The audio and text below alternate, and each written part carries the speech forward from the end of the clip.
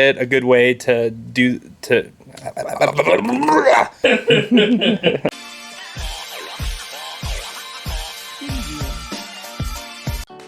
Welcome to Cents and Sensibility, where we like to talk about money without the stress. My name is Chris, and I'm here with my good friend. I'm Phil.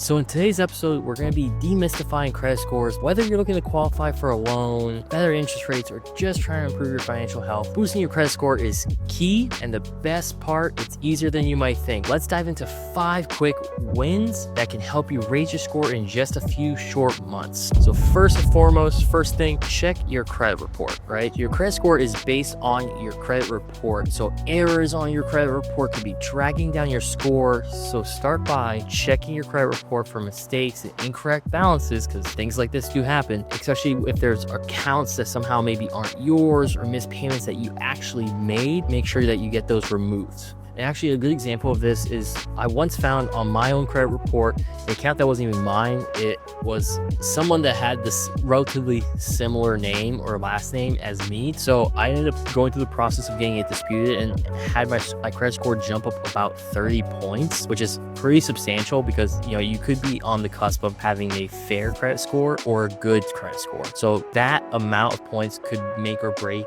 a lot of quality of life changes for you. Yeah, that's a great point, Chris. You know, I think a great tool to stay on top of your credit report, especially if you don't want to pay for it, is to use annualcreditreport.com. You know, it's a great way to access free credit reports from the 3 major credit bureaus, which are Equifax, Experian, TransUnion. And it's also a great way to see if there's any inaccuracies on there, and you can dispute directly through the credit bureau's website. Yeah, no, I mean, I think, you know, using obviously free credit report, like checking websites and stuff like that, is very crucial, which ties into our next point, number 2, you know, paying off small balances, right? So it really boils down to your credit utilization ratio, which is basically the amount of available credit that you're using, which plays a huge role in your score that most people don't know about, right? They think the score is everything, but it's also about your utilization. So paying off small balances on multiple cards can lower the ratio and give you an instant boost on your credit score, right? Yeah, I think it's really important to start with the small balances. Like, let's say you have 3 cards with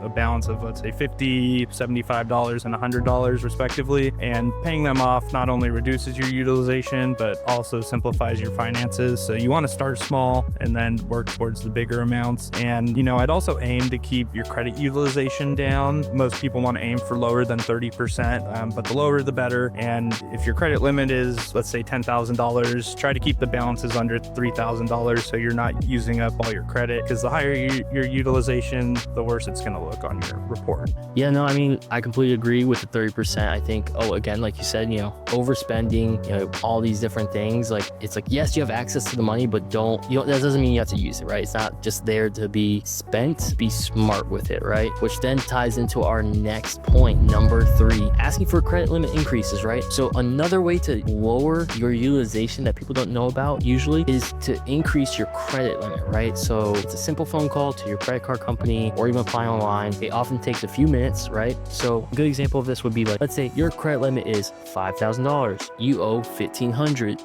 of like your utilization. That's 30%, right? So if your limit increases to, let's say, $10,000, your utilization automatically will drop to 15% without you paying off a dime, right? So like, if you approach these things tactfully, which most people, like, you know, obviously maybe don't approach finances tactfully, you know, this is a great way to help boost your score as well.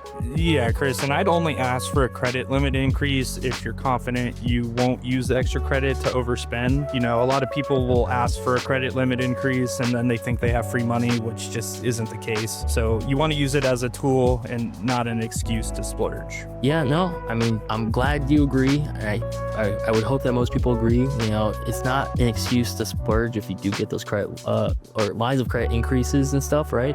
Which brings us to our next point, number 4, right? So, hey, you get that increase in credit, line of credit, something happens, you know, obviously you don't want to stay up in that, let's say, above 30% zone for too long. So setting up automatic payments is very crucial, right? So your payment history is the single biggest factor in your credit score. It's accounting for about 35% of your credit score, right? So even one late payment can tank your score, a couple points, and it'll take some time to kind of bounce back. So automating your payments is an easy way to ensure that you never miss a due date, so that way your credit score only goes up and not down, right? Good example of this is, just set up an auto pay for at least a minimum payment on every account. If you want to pay more, but this way, if you have automatic payments set up for the minimum amount, you'll never have to worry about forgetting because you'll always be covered. And, pairing auto pay with calendar reminders on your phone to check your balances each month and avoid overdrafts can really help you as well. Yeah, and that brings us to number 5, which is you could become an authorized user for someone, or you could allow an authorized user on your credit, which could help as long as they're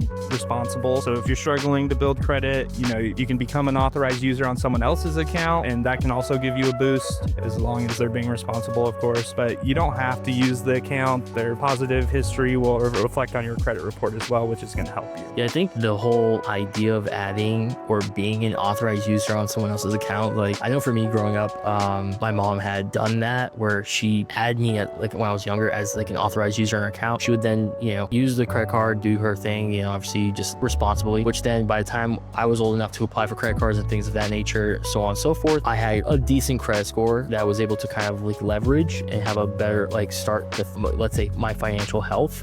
So I was really thankful for that. And I think most people underestimate the power of just, having, let's say, financially responsible or financially literate family members that you can lean on, right? So a good tip would be hey, to know that the strategy works best with obviously one, someone you trust like a parent or spouse, but make sure the account is in good standing before you get added, because you don't want to get added and if it's in bad standing, then it's going to reflect poorly on you. So let's not be dumb.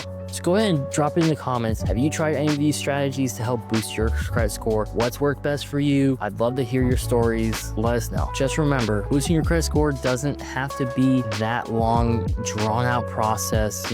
By checking your report, paying off your small balances, increasing your limits, automating your payments, right? And becoming an authorized user, all these things put together, you can see some real results on your credit score a lot faster than you think. And as always, if this episode gave you some actionable tips, go ahead and hit that like and subscribe button and share it with someone who's working on trying to fix their credit. And as always, stay tuned for our next video where we'll break down the biggest myths about credit scores. And just remember, keep your cents and sensibilities in check.